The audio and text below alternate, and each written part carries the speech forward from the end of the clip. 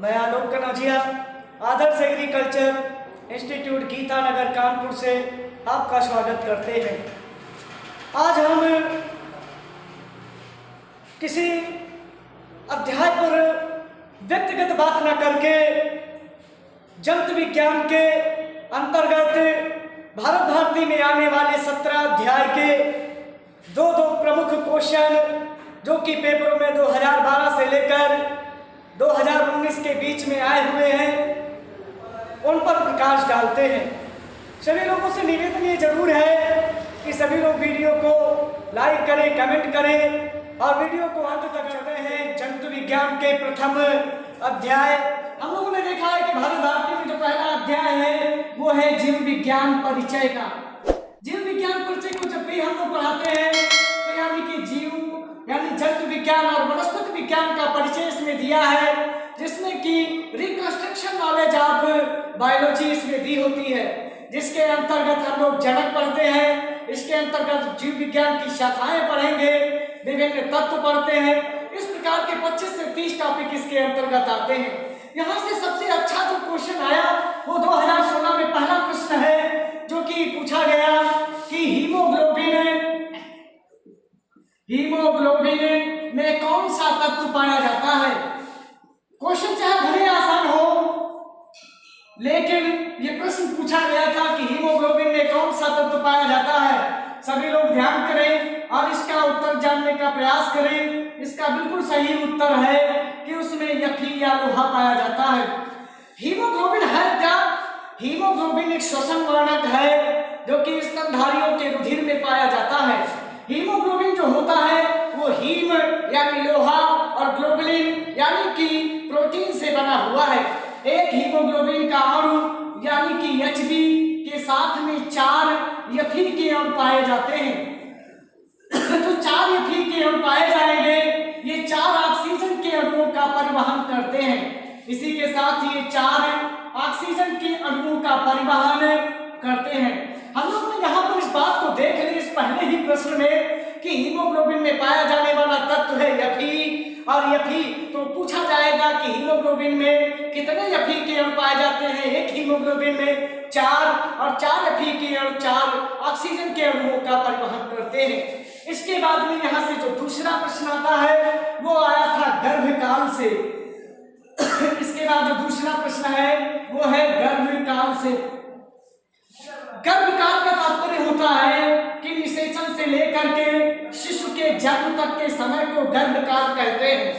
Gestation period यानी निषेचन की प्रक्रिया से लेकर शिशु के जन्म तक के बीच के समय को गर्भकाल। और यहाँ से जो प्रश्न आया था वो पूछा गया था कि खरगोश का गर्भकाल कितने दिनों का होता है।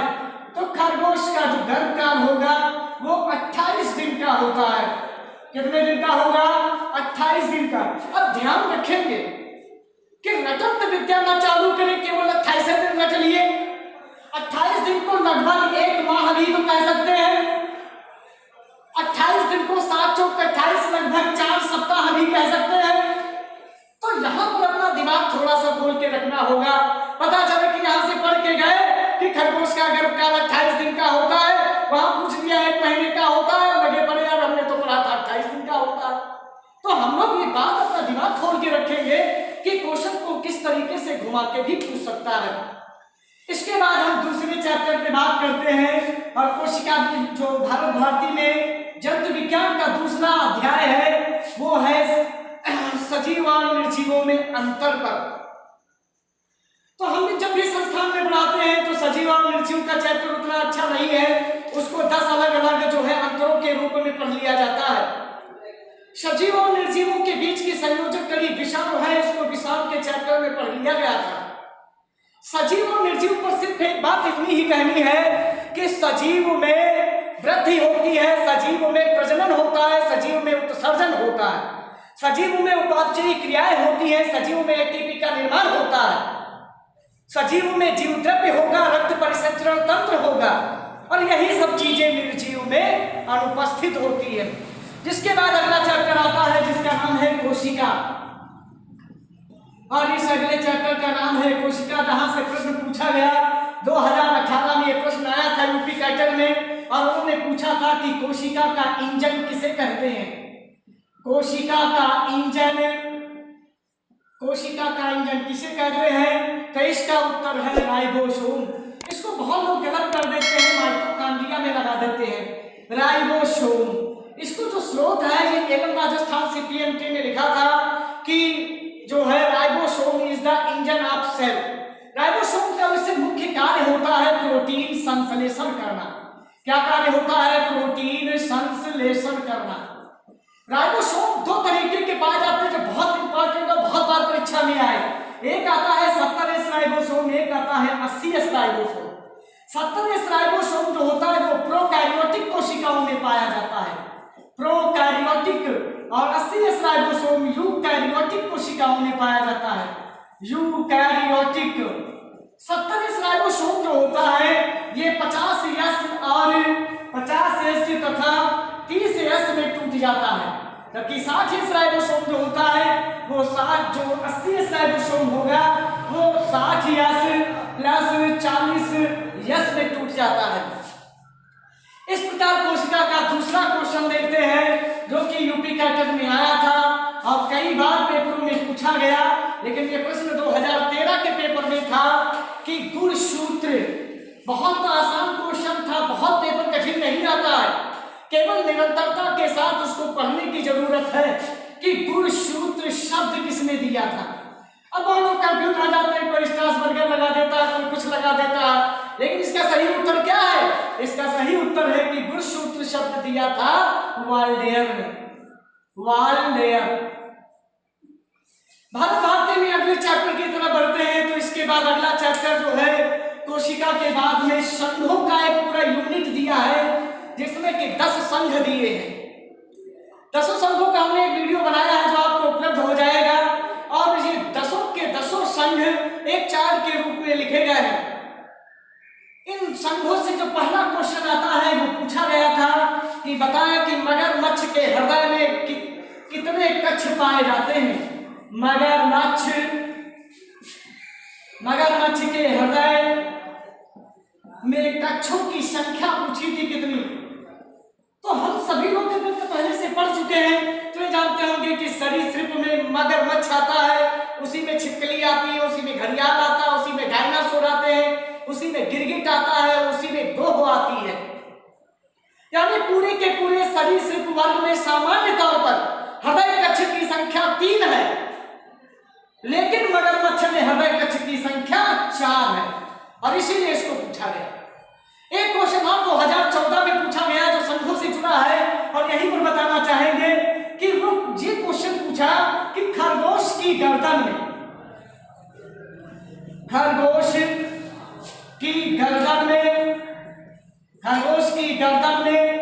कितनी कशेरुकाएं पाई जाती हैं। क्वेश्चन को थोड़ा समझ लेना, कशेरुकाएं पाई जाती, बहुत आसान क्वेश्चन है अगर समझ गए। गर्दन में कितनी कशेरुकाएं पाई जाती है? जो ये गर्दन होती है इसमें 7 कशेरुकाएं पाई जाती हैं। वो गर्दन चाहे खरगोश की हो, वो गर्दन चाहे चूहा की हो, चाहे जिराफ की हो, हाथी, घोड़ा, कुत्ता, बिल्ली, किसी की भी गर्दन हो, समस्त स्तनधारियों की गर्दन में 7 ग्रीवा कशेरुकाएं पाई जाती हैं। अपवाद स्वरूप समुद्री गाय की गर्दन में 8 ग्रीवा कशेरुकाएं हैं। लेकिन यहां से पूछा गया था कि खरगोश की गर्दन में कितनी कशेरुकाएं पाई जाती हैं, तो इसका सही उत्तर क्या है? 7 ग्रीवा कशेरुकाएं पाई जाती हैं। संघों के बाद हम अगले चैप्टर की तरफ बढ़ते हैं और उसका नाम है अमीबा। बहुत ही सरल चैप्टर है लेकिन बहुत ही अच्छा चैप्टर माना जाता है। अगला चैप्टर भारत भारती में लिखा है अमीबा का। अमीबा में पहला प्रश्न उन्होंने पूछा कि आखिर बहुत बार कई बार पेपर में पूछा गया कि अमीबा का वर्ग क्या है। अमीबा का वर्ग क्या है, कई बार पेपर में आया, और इसका सही आंसर है शार्कोडीना। बहुत ही इंपॉर्टेंट प्रश्न है, इसी तरीके से आगे भी होते रहेंगे। इनको कॉपी पर लिख लेना, पूरे वीडियो के सभी प्रश्न लिखकर भी तैयार करते रहना, वो बहुत इंपॉर्टेंट है, बार बार रिपीट भी होते हैं। इसका जो दूसरा क्वेश्चन पेपर में पूछा गया, तो अमीबा के लिए जो दूसरा क्वेश्चन आया था, बहुत हर जगह की परीक्षा में अमीबा के अमीबा के गमन का सॉल जेल, वहां पर हिंदी में लिखा मिलेगा सॉल जेल परिवर्तन मत दिया था किसने? अमीबा के गमन का सॉल जेल परिवर्तन मत दिया था किसने? तो इसका उत्तर है मास्ट एंड पेंटिन। तो मास्ट एंड पेंटिन ने ये जो है गति उनकी दी थी, मास्ट व पेंटिंग। इसके बाद में हम अगले प्रश्न की बात करते हैं। अमीबा से दो क्वेश्चन और यहीं पर लगे हाथ देख लेते हैं। यहां पर दो चीजें होती हैं, एक अमीबा में होता है एक अमीबा में होगा पिनेसाइटोसिस, पिनेसाइटोसिस, और दूसरे अमीबा में होता है भक्षकाणु विधि। दूसरा अमीबा में क्या होगा? भक्षकाणु विधि। अमीबा जब भी तरल के रूप में भोजन लेगा, तरल भोजन लेगा, तो वो विधि कौन सी होगी? पिनेसाइटोसिस विधि। और इसको शुद्ध हिंदी में कहते हैं कोशिका पायन विधि, कोशिका पायन विधि। और इसी के साथ में भक्षकाणु विधि है, इसको अंग्रेजी में वैसे फेगोसाइटोसिस कहते हैं। तो जब अमीबा ठोस के रूप में भोजन लेगा, ठोस भोजन लेगा, तो वो भक्षकाणु विधि के द्वारा जो है, जिस तरीके से जीवाणु अपना भोजन लेते हैं, उसी विधि के द्वारा जो है ये अमीबा अपना ठोस के रूप में भोजन को ग्रहण करता है। इसके बाद जो अगला चैप्टर दिया है उसमें तुरंत उसके बाद आता है पैरामीशियम। पैरामीशियम के दो प्रश्न बहुत पूछे गए। पैरामीशियम अगला चैप्टर है, आप लोग भी देखेंगे इसी तरीके से चैप्टर बुक में दिए हैं। और पैरामीशियम का पहला क्वेश्चन था कि पैरामीशियम का वर्ग क्या है। बहुत बार पेपर में पूछा गया पैरामीशियम का वर्ग क्या है? तो इसका वर्ग है सीलिएटा। और दूसरा इसका क्वेश्चन है पैरामीशियम का सुरक्षात्मक अंग, पैरामीशियम का सुरक्षात्मक अंग क्या है? तो इसका सुरक्षात्मक अंग होता है ट्राइकोसिस्ट। इसका सुरक्षात्मक अंग है ट्राइकोसिस्ट। इस प्रकार अगला चैप्टर आता है स्कैरिस से। इसके बाद जो अगला चैप्टर लगा है वो है स्कैरिस का। और स्कैरिस में पहला जो प्रश्न पूछा गया वो कई बार पेपर में सबको याद होना चाहिए कि स्कैरिस का जंतु वैज्ञानिक नाम स्कैरिस लुम्ब्रिक्वाइडस है। हम यहाँ पर थोड़ा सा और एडवांस करके बता दें कि स्कैरिस लुम्ब्रिक्वाइडस ह्यूमनिस, Scaris lumbricoides suum and Scaris lumbricoides megacephalus is the three and great variety of the Scaris which are the found in the various type of animal. Scaris आतोकांता परजीवी है, लेकिन इसका जो अच्छा क्वेश्चन पूछा गया वो ये था इसके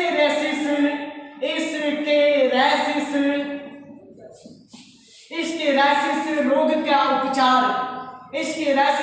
का उपचार। यहाँ पर सीधे लिख दिया कि स्कैरिस की अधिकता से स्क्लेरोसिस रोग हो जाता है, जिसके उपचार के लिए बथुए के तेल का उपयोग करते हैं। बथुआ का तेल, बथुआ जो होता है उसको चिनोपोडियम अल्बम कहते हैं, और इसके लिए पेपर में लिखे आ जाता है कि चिनोपोडियम के तेल का भी प्रयोग करते हैं। तो कंफ्यूज ना होना, चिनोपोडियम का तेल या बथुए का तेल एक ही बात है। इसका जो दूसरा क्वेश्चन पूछा गया स्कैरिस में कि मादा स्कैरिस जीवन काल में कितने अंडे देती है? मादा स्कैरिस जीवन काल में कितने अंडे देती है? तो इन अंडों की संख्या है 2 करोड़। ध्यान रखना, कंफ्यूज ना हो जाना। मादा स्कैरिस एक बार में 2 लाख अंडे देगी, लेकिन जीवन काल में 2 करोड़ अंडे देती है। लोग कंफ्यूज हो जाते हैं क्योंकि भारती की किताब में भी लिख दिया कि एक बार में अंडे देगी कितने 2 लाख, लेकिन जीवन काल में अंडे देगी कितने 2 करोड़। तो दोनों बातों में अंतर समझ लेना, वहां अधरा न जाना। पता चले कि आया कि वो एक बार में कितने अंडे देती, तब भी 2 करोड़ लगा दिए। तो क्वेश्चन देखना भी तो पड़ेगा कि आखिर क्या है। सबसे अच्छी बात तो यही रहती है कि पेपर हल करते समय भी प्रश्न को अच्छे से पढ़ा जाए, उसके चारों ऑप्शन देखे जाए, उसके बाद निश्चित किया जाए कि इसका सही उत्तर क्या है। ना तो कई बार जल्दबाजी में भी क्वेश्चन गलत हो जाते हैं। जिससे कि माइनस मार्किंग के साथ आप लोगों के नंबर कर जाएंगे। अगला चैप्टर आता है केचुए का। इसके बाद भारत भारती में अगला चैप्टर है केचुआ का, और केचुए से बहुत ही आसान प्रश्न पूछा गया। पहला पूछा गया पर्यायिका। पहला क्वेश्चन क्या पूछा गया? पर्यायिका। हिंदी में कहते हैं पर्यायिका और इसी को अंग्रेजी में कहते हैं क्लाइटेलम। एक बार ऐसा हुई हुआ कि पेपर में आ गया हिंदी में पर्यायिका के केचुए के किन खंडों में पाई जाती है। अब बच्चों ने अंग्रेजी की तरफ देखा ही नहीं कि क्लाइटेलम लिखा है और वो उसको कर ही नहीं पाए। तो पर्यायिका या क्लाइटेलम केचुए के किन खंडों में पाई जाती है, तो किन खंड में होगी? तो ये खंड जो होते हैं वो 14, 15 और 16 नंबर के खंड पर पाई जाती है। दूसरा एक और क्वेश्चन है जो केचुए का खंड से ही पूछा गया, और निश्चित है कि केचुए का चैप्टर जब भी पढ़ाएंगे तो जितने खंड करा देंगे इतने खंड से प्रतिवर्ष एक क्वेश्चन जरूर आता है। 100% निश्चित है, 1000% निश्चित है कि एक प्रश्न केचुए के खंड से जरूर आएगा। और दूसरा क्वेश्चन यह है केचुए का हृदय जो है केचुए के हृदय किन खंडों में पाए जाते हैं? केचुए के हृदय की खंड संख्या क्या है? तो इसकी खंड संख्या है 7, 9, 12, 13। ध्यान रखें सही से, 7, 9, 12, 13। तो पहला जोड़ी यहाँ पर, दूसरा जोड़ी यहाँ पर, तीसरा जोड़ी यहाँ पर और चौथा जोड़ी यहाँ पर। तो 4 जोड़ी बराबर 8 हृदय। कितने? 4 जोड़ी बराबर कितने हृदय? 8 हृदय। हृदय कैसे हैं? पार्श्वीय है। कैसे हैं? पार्श्वीय। अब पार्श्वीय नहीं समझ में आ रहा होगा, है ना? हम लोगों का हृदय पाया जाता है अधर तल पर। ये अधर तल है, ये पृष्ठ तल है। लेकिन ये वाला जो भाग है, तो केचुआ जब लंबा लंबा पड़ा होगा तो उसके किनारे वाला भाग, ये लेफ्ट साइड है, ये पार्ट, तो उसके हृदय इस किनारे की तरफ लगे, इसीलिए केचुए के हृदय पार्श्वीय हृदय है। इसके बाद हम अगला चैप्टर पे बढ़ते हैं जिसका नाम है काकरोच। काकरोच से जो क्वेश्चन 2019 और 2016 में पूछा गया था, उन 2 प्रश्नों की बात करते हैं। काकरोच में इसका जो अगला चैप्टर है वो क्या है? काकरोच। और यहाँ के 2 अच्छे प्रश्न जो आए वो पहला ही पूछा गया था। 2016 में क्वेश्चन आया कि काकरोच की श्रृंगिकाएं, काकरोच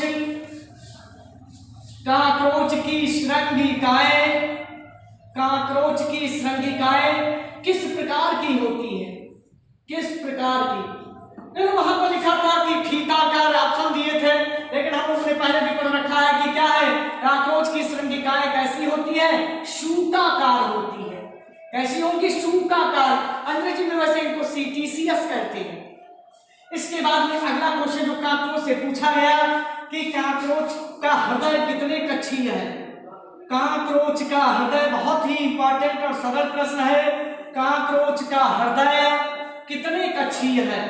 तो काकरोच के हृदय कक्ष संख्या कितनी है? 13 कक्षीय हृदय है। इन 13 कक्षीय हृदय के प्रत्येक कक्ष पर हृदय को सटीकता से बांधे रखने के लिए 13 जोड़ी एलरी पेशियां पाई जाती हैं। यहीं पर लिख लेते हैं, 13 जोड़ी एलरी पेशियां, 13 जोड़ी एलरी पेशियां पाई जाती हैं। 13 जोड़ी एलरी पेशियां। तो एक बात ध्यान रखेंगे, काकरोच का हृदय कितने कक्षीय? 13। एलरी पेशियां किससे संबंधित है? काकरोच के हृदय से। एलरी पेशियों की संख्या कितनी है? 13 जोड़ी है। इस प्रकार फिर काकरोच के बाद जो अगला चैप्टर दिया है वो है आर्थिक कीटों का, यानी कि जिसमें हम लोग रेशम कीट पढ़ते हैं, मधुमक्खी पढ़ते हैं, दीमक पढ़ते हैं, घरेलू मक्खी पढ़ते हैं और मच्छर पढ़ा जाता है। यहाँ के 2 प्रश्न देखते हैं। इस प्रकार अगला चैप्टर जो है वो आर्थिक कीट के नाम से है। यहाँ के 2 प्रश्न बहुत अच्छे। पहली बात तो कि ये बताना पड़ेगा कि पूर्ण कायांतरण किन जंतुओं में पाया जाता है? पूर्ण कायांतरण। पूर्ण कायांतरण का मतलब होता है कि जब कभी निषेचित अंडे से लार्वा और प्यूपा की अवस्थाएं बनेगी, जब कभी भी किसी भी निषेचित अंडे से लार्वा और प्यूपा की अवस्थाएं बनेगी तो कायांतरण पूर्ण होगा। और इसके जो उदाहरण होते हैं, इसमें पहला आता है मधुमक्खी, इसी में पूर्ण कायांतरण में आता है रेशम कीट, इसी में अगला उदाहरण आता है मच्छर, और इसी में अगला उदाहरण आता है घरेलू मक्खी, घरेलू मक्खी। और इसलिए इनके लार्वा पूछे जाते हैं क्योंकि इनमें लार्वा और प्यूपा पाए जाते हैं। मधुमक्खी का लार्वा ग्रब होता है, रेशम कीट का इल्ली या कैटरपिलर होता है, मच्छर का लार्वा जो होता है वो रेंगलर होता है, और घरेलू मक्खी का लार्वा मैगट होता है। इसके बाद में हम लोग देखेंगे अगर पूर्ण कायांतरण के लिखे हैं तो अपूर्ण कायांतरण के भी लिख ले। अपूर्ण कायांतरण, अब यहाँ पर अपूर्ण कायांतरण क्या है? जब ये पूर्ण कायांतरण है तो ये अपूर्ण कायांतरण, हमने कहा था कि यहाँ पर निषेचित अंडे से क्या बने? लार्वा बने, और क्या बने? प्यूपा बने। तो लार्वा प्यूपा की अवस्था है तो पूर्ण कायांतरण। अगर निषेचित अंडे से लार्वा प्यूपा दोनों का बने, लार्वा और प्यूपा की दोनों की अवस्थाएं ना हो, और इसमें अर्भक या निम्फ बने, अर्भक या निम्फ बने, तो फिर यह अपूर्ण कायांतरण है। इसके उदाहरण में आता है दीमक, और इसी में आता है काकरोच, काकरोच। इसके बाद में आर्थिक कीट का दूसरा प्रश्न है जो यहाँ पर लिखे दे रहा हूं। इसका ये पहला प्रश्न था। इसके बाद दूसरा प्रश्न पूछा गया था जो पेपर में, कोलिटीरियल ग्रंथि किस काकरोच में पाई जाती है? इसमें पूछा गया पेपर में कोलिटीरियल ग्रंथि, कोलिटीरियल ग्रंथि किस काकरोच में पाई जाती है? तो ये कोलिटीरियल ग्रंथि मादा काकरोच में पाई जाएगी। किसमें पाई जाएगी? मादा काकरोच, मादा काकरोच में पाई जाती है। इसके बाद में खरगोश के 5 बड़े चैप्टर लगे हुए हैं जहां से 2-2 प्रश्न हैं, और उसमें क्या पूछा गया? सबसे कम थोड़ा प्रजनन में पूछा जाता है। इसका जो पहला चैप्टर है वो है पाचन। पाचन से जो प्रश्न आया वो ये आया कि नंबर 1 पर बहुत इंपॉर्टेंट प्रश्न कई बार पूछा गया अभी तक पेपर में कि खरगोश का दंत सूत्र क्या है? खरगोश का दंत सूत्र, खरगोश का दंत सूत्र। हम सभी लोग जानते हैं कि खरगोश का दंत सूत्र 20-35/10-23 है। दंत सूत्र के बारे में जब भी थोड़ा पढ़ेंगे, जब पाचन की प्रक्रिया करेंगे तो उसमें बताएंगे कि कैसे दांत होते हैं। 4 तरीके का दांत है। इसको इंसाइजर या कृंतक कहते हैं, इसको कैनाइन या रदनक कहते हैं। तीसरे नंबर पर प्रीमोलर या चमानक है। चौथे नंबर पर चमानक या फिर मोलर है। दांतों की कुल संख्या हम लोग जब भी गिनेंगे कि खरगोश में हमने सुना कि कुल दांतों की संख्या कितनी होगी? 28। तो 28 में से पूरे 3, 3, 6, 2, 8, 8, 2, 10 और 10, 4, 14। इसका मतलब है कि यह दंत सूत्र हमेशा 2 से गुणा होता होगा। क्यों? क्योंकि यह दंत सूत्र हमेशा इस तरीके से आधे जबड़े का दंत सूत्र आता है। यह पूरे जबड़े का दंत सूत्र नहीं है। इतना जबड़ा है इधर का, लेने चाहे इधर का, उसी का केवल दंत सूत्र। इसलिए हमेशा इसके दांतों को जोड़ करके 2 से गुणा कर देते हैं। देखिए 3, 3, 6, 2, 8, 1, 9, 9, 2, 11, 11, 3, 14। तो दांतों की संख्या यहाँ पर कुल कितनी हो गई? 14 गुणे 2 बराबर। इसीलिए खरगोश में कुल दांतों की संख्या कितनी है? 28 है। हमने ये भी जाना कि खरगोश जो है शाकाहारी जंतु है। समस्त शाकाहारी जंतुओं में गाय है, भैंस है, भेड़ है, बकरी है, खरगोश है, हाथी, इन सब में ये वाले दांत 0 लिखे हैं। इसका मतलब है कि रदनक दांत मांसाहारी जंतुओं में पाए जाते हैं क्योंकि ये कैनाइन टीथ है। और इसी में खरगोश में इसी को दंतावकाश कहा गया है। दंतावकाश यानी कि एक दांत की अनुपस्थिति के कारण इसको दंतावकाश या डायस्टेमा कहते हैं। इसका जो पाचन का दूसरा प्रश्न है वो यह है, पिछले साल ही पेपर में पूछा गया था, पित्त रस का कार्य क्या है? पित्त रस का कार्य, पित्त रस को अंग्रेजी में बाइल जूस कहते हैं। यकृत में पित्त रस बनता है। कभी पूछा जाए कि पित्त रस कहाँ बनता है तो पित्ताशय में नहीं बनेगा, पित्ताशय में तो जमा होगा, यकृत में पित्त रस बनेगा। और इसका प्रमुख कार्य होता है वसा का इमल्सीकरण करना। वसा का इमल्सीकरण करना। इमल्सीकरण को वैसे हिंदी में पाइसीकरण कहते हैं, पाइसीकरण। लेकिन पेपर में प्रश्न इमल्सीकरण के शब्द से ही पूछा जाता है। पाचन के बाद अगला चैप्टर आता है वो है उत्सर्जन का। पाचन के बाद अगला जो चैप्टर आएगा वो किसका है? उत्सर्जन। और उत्सर्जन के 2 प्रमुख प्रश्न पूछे गए। उत्सर्जन जिसके 2 प्रमुख प्रश्न आए। नंबर 1 पर बहुत पूछा जाता है, मूत्र का पीएच कितना है? बिना देखे, बिना सोचे, बिना कंफ्यूज हुए मूत्र का पीएच लगाएंगे कितना अच्छे। इसके बाद में इसका दूसरा क्वेश्चन पूछा गया जो कि 2018 में पूछा, थोड़ा सा अच्छा, थोड़ा सा कठिन क्वेश्चन पूछा। 2018 में क्वेश्चन आया, उन्होंने ये क्वेश्चन पूछा,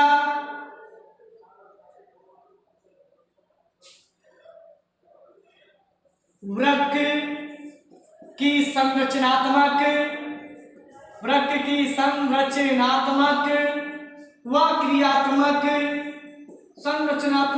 क्रियात्मक इकाई, वृक्क की संरचनात्मक व क्रियात्मक इकाई क्या होती है, यानी कि structural and functional unit of the kidney.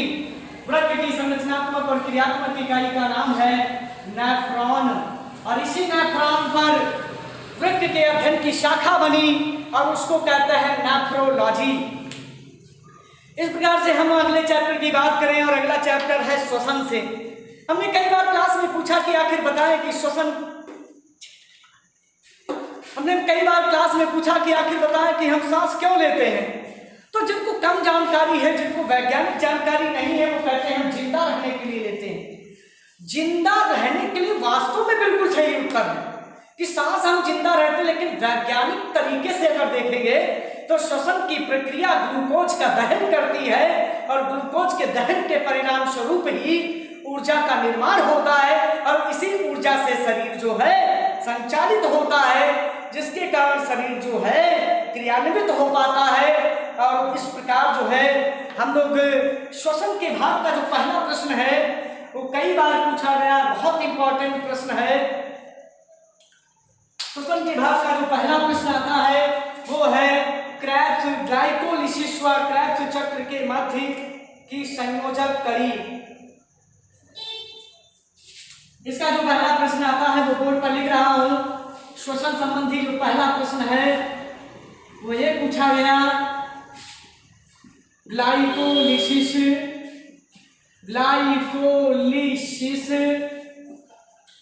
व क्रेब्स चक्र, ग्लाइकोलिसिस व क्रेब्स चक्र के मध्य की संयोजक कड़ी, के मध्य की संयोजक कड़ी। तो ग्लाइकोलिसिस व क्रेब्स चक्र के मध्य की जो संयोजक कड़ी है वो आप लोग सोचो कुछ सेकंड, फिर अभी लिखा रहा हूं कि ग्लाइकोलिसिस व क्रेब्स चक्र की संयोजक कड़ी जो है कई बार पेपर में पूछी गई है। ग्लाइकोलिसिस व क्रेब्स चक्र के मध्य की जो संयोजक कड़ी है वो है एसिटिल कोएंजाइम। यानी कि ग्लाइकोलिसिस सामान्य तौर पर केवल पहले अनाक्षी श्वसन के जीवों में होता है, लेकिन ग्लाइकोलिसिस की प्रक्रिया से क्रेब्स चक्र को जब भी जुड़ेगा तब अनाक्षी श्वसन अब आक्षी श्वसन में बदलने वाला है। यानी समस्त आक्षी श्वसन होने वाले जीवों में, आक्षी श्वसन होने वाले समस्त जीवों में जो है क्रेब्स चक्र पाया जाता है। इसमें पदार्थ लिख रहा हूं, कई बार पेपर में पूछा गया है कि ग्लाइकोलिसिस व क्रेब्स चक्र के मध्य की जो संयोजक कड़ी है एसिटिल कोएंजाइम, इसका नाम है एसिटिल कोएंजाइम। इसके बाद श्वसन का जो दूसरा क्वेश्चन पूछा गया वो कई बार पेपर में आया, कार्बोहाइड्रेट का श्वसन गुणांक। कार्बोहाइड्रेट का श्वसन गुणांक कितना होता है? 1 होता है। कार्बोहाइड्रेट का श्वसन गुणांक कितना होगा? 1। अब हम श्वसन गुणांक को प्रदर्शित कैसे करते हैं? RQ से। RQ बराबर होता क्या है? CO2/O2। ये हमेशा याद रखेंगे क्योंकि पेपर में पूछा जाता है कि श्वसन गुणांक या फिर श्वसन गुणांक या RQ क्या होता है? CO2/O2। तो श्वसन की प्रक्रिया में क्या CO2 लेते हैं? नहीं। तो निष्कासित CO2, निष्कासित CO2 तथा ग्रहण की गई O2 के अनुपात को ही क्या कहते हैं? श्वसन गुणांक कहते हैं। इसके बाद श्वसन के बाद में अगला चैप्टर है रक्त परिसंचरण तंत्र से। अगला चैप्टर है रक्त परिसंचरण तंत्र से। थोड़ा जल्दी जल्दी करा देते हैं जिससे कि तुम्हारी एमडी बच जाए, यानी कि हृदय से। और यहां से जो पहला क्वेश्चन आता है हार्ट या फिर हृदय से, नंबर 1 में बहुत ही आसान इसका प्रश्न पूछता हूं जो कई बार पूछा गया। मनुष्य का रक्त दाब होता है, तो हमेशा यही ऑप्शन टिक करेंगे 120/80 mmHg। एक बार 2013 में पेपर आया, उन्होंने पूछा कि मनुष्य का रक्तदाब कितना होता है। अब पेपर के ऑप्शन में 80/120 के सिवा कुछ था ही नहीं, बाकी 40-30 थे, 50-80 थे, 150-200 था, लेकिन उन्होंने इसको सही नहीं, बिल्कुल सही तरीका यही है कि रक्तदाब पहले उच्च आता है फिर निम्न आता है।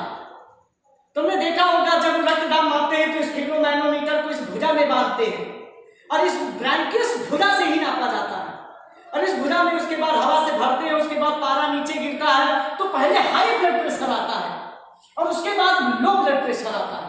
इसीलिए मनुष्य का जो रक्तदाब है वो 120/80 mmHg है। हृदय का जो दूसरा क्वेश्चन है वो ये पूछा जाता है, पेस मेकर का कार्य पूछा गया था एक बार से। पेस मेकर का कार्य यहां पर बता दें कि पेस मेकर होता कहां पर।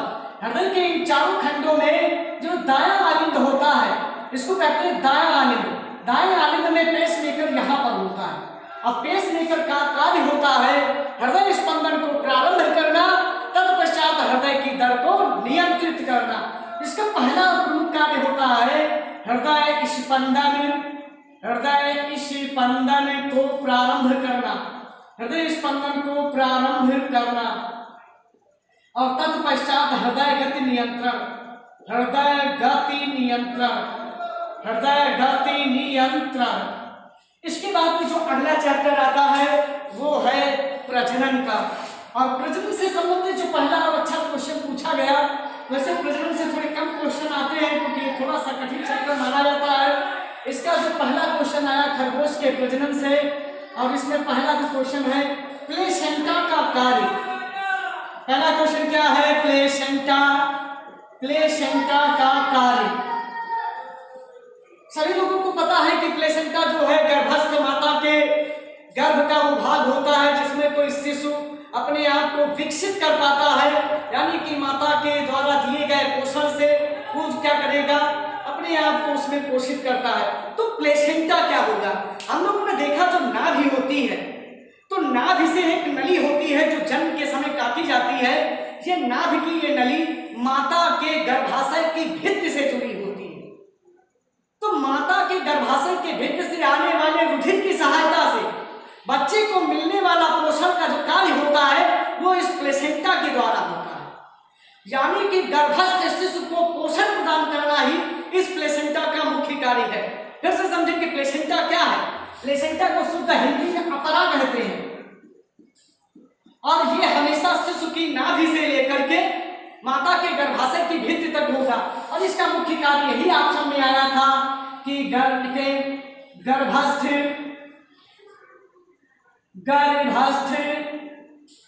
शिशु को पोषण प्रदान करना, गर्भस्थ शिशु को पोषण प्रदान करना, गर्भस्थ शिशु को पोषण प्रदान करना ही प्लेसेंटा का मुख्य कार्य होता है। नंबर 2 पर इसमें क्वेश्चन पूछता हूं कि लैडिन कोशिकाएं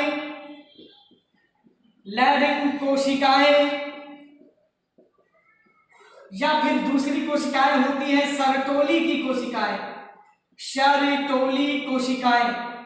लेडिन कोशिकाएं या सरटोली की कोशिकाएं कहां पाई जाती है? तो ये वृषण में पाई जाती है। इसके बाद प्रजनन के बाद अगला चैप्टर आता है वो है आनुवंशिकी, यानी कि जेनेटिक्स का। हर साल कुछ ना कुछ आता है जेनेटिक्स से जरूर। तो आनुवंशिकी में बहुत सारे वैसे प्रश्न हैं, बहुत बड़ा भाग है आनुवंशिकी का। आनुवंशिकी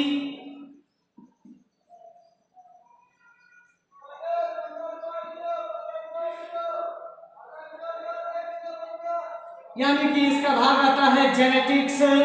और इसका जो पहला क्वेश्चन पूछा गया वो एक बार ये पूछा गया, केवल इतनी बात कि 44 + XY किसको प्रदर्शित करते हैं।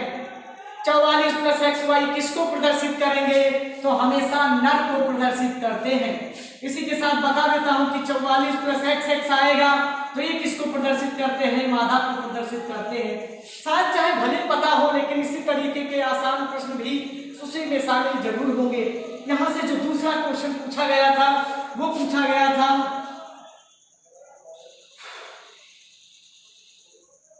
Down syndrome. एक रोग होता है जिसका नाम है डाउन सिंड्रोम। वैसे बहुत सारे रोग जो है भारत भारती की किताब में भी दिए हैं, जिनमें डाउन सिंड्रोम है, तुरंत एडवर्ड सिंड्रोम दिया है, उसी के नीचे पटाओ सिंड्रोम है, क्राइडूचाइड सिंड्रोम है, क्लाइनफेल्टर सिंड्रोम है, टर्नर सिंड्रोम है। इस प्रकार के अनुवांशिकी के ये रोग दिए हैं, जिनमें से पूछा गया था कि डाउन सिंड्रोम किस नंबर के गुणसूत्र की ट्राइसोमी से होता है?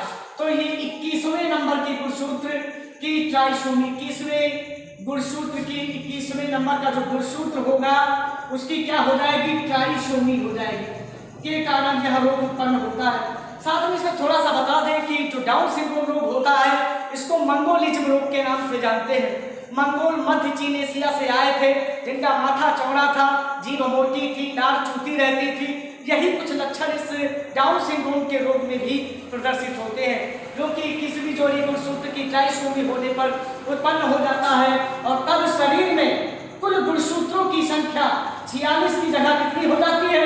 47 हो जाती है। इसके बाद अगला चैप्टर आता है अनुवांशिकी के बाद में कोशिका विभाजन का। जिस प्रकार के चैप्टर उसमें लिखे हैं वैसे ये भारत भारती का अंतिम चैप्टर है। इसके पहले उसने पक्षी का भी चैप्टर लिखा है, लेकिन एक अगला चैप्टर आता है जिसका नाम है कोशिका विभाजन। और कोशिका विभाजन भारत भारती का अंतिम चैप्टर है, कोशिका विभाजन। यहां से दो प्रश्न पूछता हूं। पहला क्वेश्चन यही पूछा गया था कि अर्धसूत्री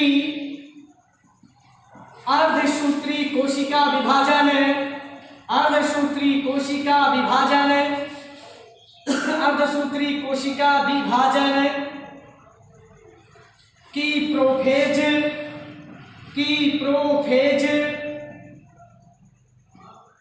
की कितनी उप अवस्थाएं होती हैं? कि कितनी उप अवस्थाएं होती हैं? कितनी उप अवस्थाएं होती हैं? यहाँ पर नाम लिख रहा हूं। पहला आता है लैक्टोटीन, इसी क्रम में याद रखेंगे लैक्टोटीन। दूसरा आता है जाइगोटीन। इसके बाद जब इसका चैप्टर पढ़ाएंगे तो उसमें बताएंगे। नंबर 3 पे आता है पैचिटीन। तीसरा, उसके बाद चौथा आता है डिप्लोटीन। और इसके बाद पांचवा आता है डाइकाइनेसिस। कहीं देखो किताबों में इसकी ट्रिक भी मिलती है, उसको लोग कहते हैं ऐसे लता जरा पानी दे और दो, लता जरा पानी दे दो। किसी भी तरीके से इसको सेट कर सकते हैं। और ये कोशिका अर्धसूत्री कोशिका विभाजन के प्रोफेज की 5 उप अवस्थाएं हैं, जिनका यही निश्चित क्रम है। कभी कभी इनका क्रम पूछ देता है, पहला लैक्टोटीन, दूसरा जाइगोटीन, तीसरा पैचिटीन, चौथा डिप्लोटीन और पांचवा डाइकाइनेसिस होता है। इसके बाद अब इसका दूसरा क्वेश्चन है और वो ये पूछा जाता है कि तुर्क तंतु किस कोशिकांग से बनते हैं? तुर्क तंतु किस कोशिकांग से बनते हैं? तो ये बनते हैं सेंट्रोसोम से। इसके बाद एक चैप्टर और है कोशिका विभाजन के बाद भी, उसका नाम है पक्षी। और पक्षी का एक ही क्वेश्चन केवल आज बताएंगे। और उस पक्षी का क्वेश्चन है कि सीरी किस में पाई जाती है? पक्षियों में। इससे आसान क्या क्वेश्चन हो सकता है? यहां पर लिख देते हैं तो समझ में आ जाएगा कि पक्षी का एक क्वेश्चन था सीरी नहीं है, क्या है? सीरी। कि सीरी किस में पाई जाती है? अब नीचे ऑप्शन है किस में पाई जाती है। नीचे ऑप्शन दे दिया जाए कुत्ता में, बिल्ली में, पक्षी में, हाथी में, किसी में दे दिया जाए तो हमको सबको पता है कि ये किस में पाई जाएगी? पक्षी में। तो ये फिर पूछ ले कि पक्षी में कहाँ पाई जाती है? तो चोंच के ऊपर की हल्की पतली खाल को ही सीरी कहते हैं। किसको कहते हैं? सीरी। क्या होता है? सीरी बराबर क्या है? सीरी बराबर है चोंच के ऊपर की हल्की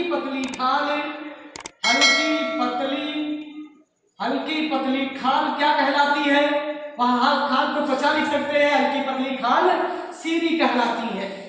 इसके बाद पक्षी का एक और जबरदस्त क्वेश्चन केवल लिख देते हैं साथ में। ये क्वेश्चन बड़ा भी है, अच्छा भी है। भारत का सबसे बड़ा पक्षी अभयारण्य, भारत का सबसे बड़ा पक्षी अभयारण्य, ये जीएस में भी काम आता है, बाकी पक्षी के चैप्टर का है। सबसे बड़ा पक्षी अभयारण्य, तो भारत का सबसे बड़ा पक्षी अभयारण्य साइबेरिया रूस में है। एक साइबेरियन पक्षी है जो चिल्का झील उड़ीसा आता है, और वही पक्षी भारत की सबसे बड़ी झील केवलादेव घाना पक्षी अभयारण्य भरतपुर राजस्थान आता है। क्या नाम है? केवलादेव घाना पक्षी अभयारण्य, घाना पक्षी अभयारण्य भरतपुर राजस्थान।